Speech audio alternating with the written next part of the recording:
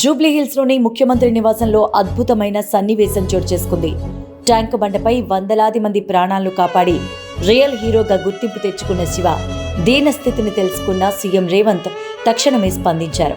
ప్రాణాలకు తెగించి ఇతరులను కాపాడే శివ ప్రస్తుతం ఉపాధి లేక కుటుంబ పోషణకు ఇబ్బందులు పడుతున్నారనే వార్త సీఎం దృష్టికి వెళ్ళింది.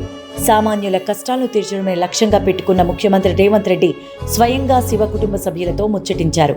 వారి కష్టాలు అడిగి తెలుసుకున్నారు. శివ కుటుంబానికి 5 లక్షలు ఆర్థిక సాయం ప్రకటించి చెక్కును అందజేశారు. శివకుమారుడు వేణుమాధవ్కు హోంగార్డుగా ఉద్యోగాన్ని కల్పిస్తూ నియామక పత్రాన్ని అందజేశారు. శివ కుటుంబానికి ఒక డబుల్ బెడ్రూమ్ ఇళ్లు మంజూరు చేయాలని సీఎం అధికారులను ఆదేశించారు.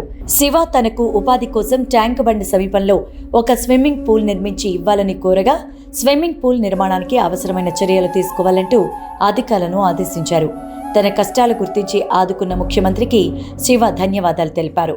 ఒక సామాన్యుడి ఆవేదనను ఆలకించి అండగా నిలిచిన ముఖ్యమంత్రి తీరును పలువురు ప్రశంసిస్తున్నారు. రేవంత్ రెడ్డి తీసుకున్న ఈ నిర్ణయంతో ప్రజాప్రభుత్వం పేదలకు ఏ విధంగా తోడ్పడుతుందో నిరూపించింది. అధికారులు సైతం సీఎం ఆదేశాలతో వెంటనే రంగంలోకి దిగి తదుపరి ప్రక్రియను వేగవంతం చేశారు.